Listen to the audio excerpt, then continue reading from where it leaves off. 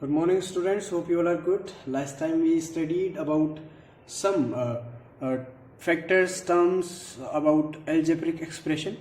ठीक है. Now we focus on exercise 12.1. है ना. तो इनको कुछ चीज़ों को हम सीखेंगे यहाँ पे, कुछ क्वेश्चंस हम सॉल्व करेंगे, कैसे क्वेश्चंस यहाँ पे आते हैं. ठीक है. तो क्वेश्चन नंबर 1 आप देख सकते हैं स्क्रीन पे. Answer number 1. ठीक है. तो यहाँ पे क्वेश्चन क्या कह रहा है, get the algebraic expression in the following cases using variables, constant and arithmetic operation. तो यहाँ पे कुछ क्वेश्चन दे रखे हैं, आपको उसको रीड करना है और क्या फॉर्म बनेगा, क्या एक्सप्रेशन बनेगा एल्जेब्रिक, वो आपको लिखना है. फर्स्ट क्वेश्चन देखेंगे,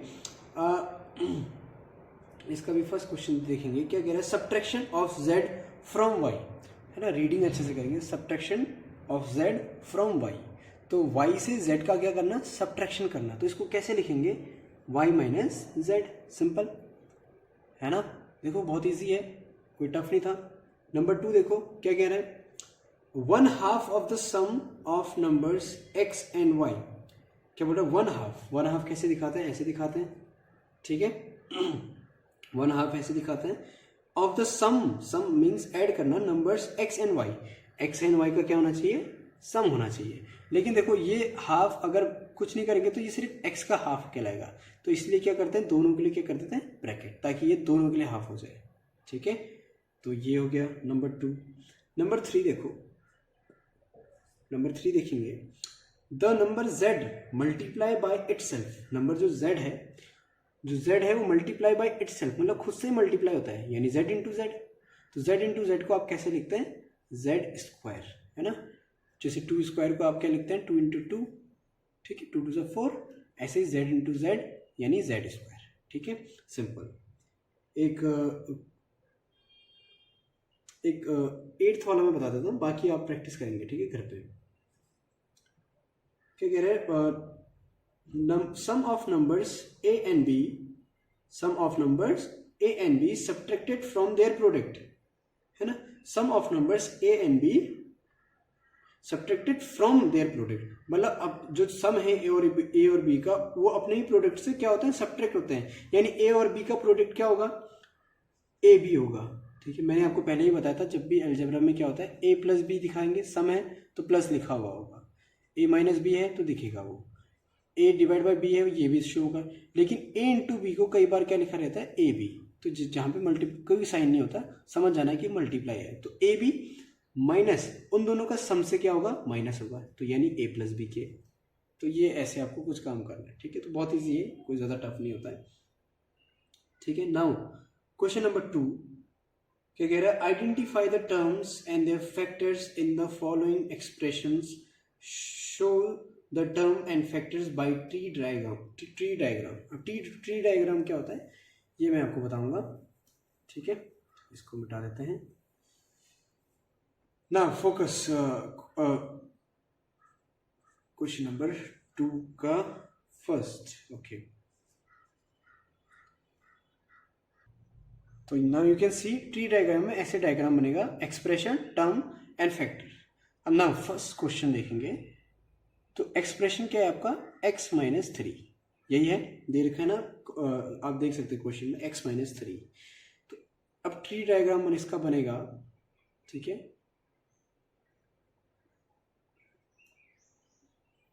तो ये हमने कुछ ऐसा दिखा दिया. टर्म, अब मैंने बताया था आपको टर्म कैसे फाइंड करेंगे, आप प्लस माइनस देंगे. देखो ये माइनस क्या करता है, x और 3 को क्या कर रहा है, अलग कर रहा है ना.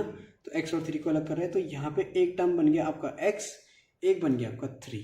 लेकिन अगर माइनस हो तो हमेशा क्या आएगा, माइनस में आएगा. ये चीज़ आप भूलेंगे नहीं. ठीक है, हमेशा माइनस में आएगा. ठीक है. तो इसकी जो फैक्टर है, फैक्टर का मतलब क्या होता है, उसको ब्रेक करना. अब x को आप ब्रेक नहीं कर सकते. ठीक है, तो x को आप क्या नहीं कर सकते, ब्रेक नहीं कर सकते. तो इसके फैक्टर आप नहीं भी लिखोगे चलेगा, x भी लिखेंगे तो चलेगा. और 3 के लिए तो कुछ आएगा ही नहीं यहाँ पे. ठीक हो क्या, तो यहाँ पे कुछ शो नहीं होगा. नेक्स्ट देखेंगे क्वेश्चन नंबर बी. चलिए ऐसा क्वेश्चन देखते हैं जिसमें तीनों चीज़ अच्छे से बन रहे हों. तो ई वाला मैं बताता हूँ आपको. ठीक है, डायरेक्ट ई वाला, अब डायरेक्ट उसको सीखेंगे अच्छे से. एक क्वेश्चन आप ध्यान से देखेंगे तो आप सीख जाएंगे. ठीक है, E minus A B plus 2b² wait minus AB plus 2b², ठीक है, एंड देन माइनस 3a²। तो इनके हम क्या निकालेंगे, फैक्टर्स निकालेंगे। देख सकते हैं आप। अब देखो यहाँ पे एक प्लस है, ये इन दोनों को क्या कर रहा है, डिफरेंट कर रहा है, अलग कर रहा है। तो यहाँ पे क्या आ गया, माइनस AB। मैंने कहा ना माइनस हमेशा आएगा, है अगर तो। अब यहाँ पे एक और है बीच में, क्या है, 2b², ठीक है, और ये माइनस डिफरेंट कर दिया ना इसको, तो क्या हो गया ये, माइनस 3a²। वीडियो रिपीट करना, डिफरेंट करेगा, है ना, डिफरेंशिएट करेगा प्लस माइनस, सिर्फ प्लस माइनस पे आपको फोकस करना है ना। फैक्टर्स, अब फैक्टर्स में आपको कैसे करना है, यहाँ पे ध्यान देंगे, ठीक है। अब यहाँ पे फैक्टर्स मैंने ये किस किस चीज़ों से मल्टीप्लाई हो रहा है वो देखेंगे। देखिए, एक तो यहाँ पे a है, a को अलग कर दिया, दूसरा क्या आपका b है, लेकिन एक माइनस वाला टर्म भी है। तो माइनस के लिए आप क्या करेंगे, कोई भी नंबर नहीं है तो क्या आ जाएगा, -1 आ जाएगा, ठीक है। यहाँ पे ध्यान देंगे। सेम यहाँ पे भी करेंगे आप, ठीक है। यहाँ पे देखिए एक 2 है, 2 लिख दिया। यहाँ पे b² है, b² का मतलब क्या होता है, b इंटू b। इसका मतलब कि एक 2b है यहाँ पे, ठीक हो क्या, फैक्टर्स। यहाँ पे देखेंगे एक -3 अलग हो गया। a² का मतलब क्या है कि 2a है यहाँ पे ये। तो फैक्टर मतलब आपको सबको ब्रेक कर देना है। आई होप अब आप इसको समझ पा रहे होंगे, है ना। थोड़ा सा आप इसको वीडियो को रिपीट करना, अब आप बेटर तरीके से समझ जाएंगे, ठीक है ना। क्वेश्चन नंबर 2 देखेंगे। इसमें क्या कह रहे हैं क्वेश्चन नंबर 2 में, यहाँ पे क्वेश्चन नंबर 2 में कह रहा है कि identify terms and factors in the expression given below. यहाँ पे आप ट्री डायग्राम नहीं बनाना है आपको, ठीक है। तो कैसे बनेगा मैं दिखाता हूँ। ओके, तो ये इस तरीके से आपको क्रिएट करना है एक्सप्रेशन, ठीक है, टर्म एंड फैक्टर। तो फर्स्ट क्वेश्चन, ठीक है, I have right this -4x + 5। तो इसमें कौन कौन से टर्म है फाइंड करने। देखिए प्लस जो है इन दोनों को डिफरेंट कर रहा है, ठीक है। तो आपका एक टर्म हो गया -4x, ठीक है, तो अब कोमा करके लिखना है आपको। दूसरा टर्म क्या हो गया, 5। समझ में आ रहा है। एक हो गया -4x एंड सेकेंड 5। अब इनको भी ब्रेक करना है। देखो टर्म में क्या क्या चीज़ है, -4 है, कोमा x एक अलग फैक्टर हो गया, और कोमा आप 5 को चाहे तो लिख सकते हैं, नहीं भी लिखेंगे तो कोई दिक्कत नहीं है, ठीक है। सेकेंड b में देखिए, अब इनको एक डिफरेंट कर रहा है प्लस, तो एक हो गया टर्म आपका -4x, कोमा एक टर्म आपका बन गया 5y। ओके, देन यहाँ पे डिफरेंट करेंगे, इसको फिर से डिफ्रेंशिएट करेंगे, -4, x, कोमा लगाते जाएंगे आप 5 एंड देन y। सिंपल ना। यहाँ पे पॉइंट है तो इससे डरना नहीं हमें, है ना, हमें कोई लेना देना नहीं है, बस आपको देखना है। देखिए यहाँ पे माइनस आया ना, तो इन दोनों को डिफरेंट कर दिया, और यहाँ पे प्लस है तो इन दोनों को भी डिफरेंट कर दिया। तो क्या क्या आपके टर्म बन रहे हैं, ए बी, कोमा करके आप प्लस माइनस नहीं लिखेंगे, ठीक है यहाँ पे। और यहाँ पे क्या है, -2.4 b,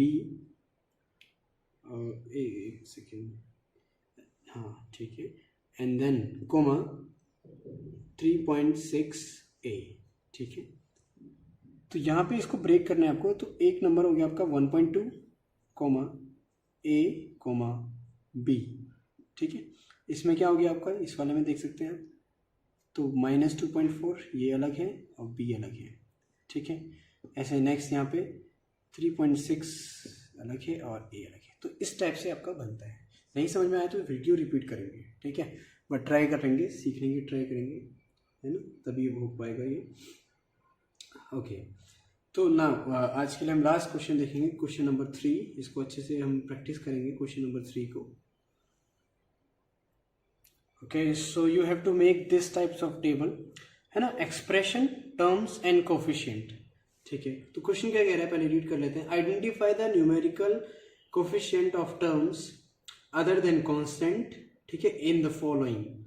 तो आपको न्यूमेरिकल कोफिशिएंट, न्यूमेरिकल माने नंबर्स वाले कोफिशिएंट, ये आपको फाइंड करना है, ठीक है।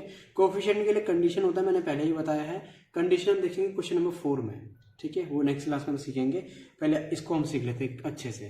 तो पहले टर्म्स बताने हैं, टर्म्स बताने आप सीख चुके हैं। माइनस है, एक ये अलग हो गया, एक ही अलग हो गया, तो माइनस, और यहाँ पे -3t, माइनस जहाँ पे भी होगा लिखना पड़ेगा आपको, ठीक है। अब बात करते हैं हम कोफिशिएंट की। अब हमें फैक्टर नहीं देखना, कोफिशिएंट। देखो ये क्या है, एक कांस्टेंट वैल्यू है ना, मैंने बताया था ना कांस्टेंट क्या होता है लास्ट क्लास में, वीडियो देख लेना। कांस्टेंट है तो इसको हमें नहीं देखना, जिसके पास वेरिएबल होता है, वेरिएबल वाले लेटर्स, तो इसके बाद टी है ना, तो -3t², आप फोकस करेंगे इसको, ठीक है, -3t²। आपको वेरिएबल नहीं देखना, आपको देखना है कि ये किससे मल्टीप्लाई है, किस नंबर से मल्टीप्लाई है, तो किससे मल्टीप्लाई है, ये -3 से मल्टीप्लाई है, ठीक है। इसी को इसका कोफिशिएंट, बहुत ईजी है, आप प्रैक्टिस करेंगे तो आ जाएगा, ठीक है। एक और एग्जांपल देखो यहाँ पे देखो कई सारी चीज़ें ना, 1 अलग हो रहा है, ठीक है, फिर प्लस है, फिर टी अलग है, फिर देन t² भी अलग है। जहाँ पे ये मान समझ लीजिए, जहाँ पे प्लस माइनस अलग कर रहे हैं वहाँ पे कॉमा आ जाएगा, बाकी सेम क्वेश्चन है, ठीक है। अब आपको क्या फाइंड करना है, आपको कोएफिशिएंट फाइंड करना है। आपको देखो यहाँ पे 1 कांस्टेंट है, इसको नहीं देखना, आपको t देखना है। टी के आगे या साथ में क्या मल्टीप्लाई है, इसमें फोकस करो। देखो कुछ भी नहीं दिख रहा है ना आपको, तो जहाँ पे कुछ भी नहीं होता, मैंने आपको बताया था, वहाँ 1 हमेशा क्या करता है, मल्टीप्लाई में होता है। तो जहाँ पे कुछ भी नहीं होगा वहाँ पे क्या लिख देंगे आप, अपने आप ही 1 लिख देंगे, कोमा। t² में कुछ नहीं दिख रहा ना आपको नंबर, तो यहाँ पे क्या हो जाएगा 1। t³ में भी नहीं दिख रहा है, तो यहाँ पे भी क्या हो जाएगा 1। सिंपल है, समझना है, ठीक है। अच्छे से वीडियो रिपीट देखना। यहाँ पे भी देखो 2 टर्म है, ये अलग अलग हो रहे हैं, तो लिख देते हैं टर्म 0.1y, 0.01 y²। देखो तो यहाँ पे y दोनों जगह वेरिएबल है, ठीक है, y है, y² है, हमें कोई मतलब नहीं है, हमें नंबर्स फाइंड करने हैं। तो आगे क्या है 0.1, कॉमा यहाँ पे क्या है 0.01। तो बाकी क्वेश्चंस आप प्रैक्टिस करेंगे, नहीं समझ में आया रिपीट करेंगे, है ना, तब भी नहीं समझेंगे, you can contact me, you can message me, you can call मी, है ना, you can ask any time, ठीक है। तो प्रैक्टिस करेंगे लेकिन, ओके। एंड बाकी जितने भी क्वेश्चन मैंने छोड़े वो सब क्या है, आपके होमवर्क है।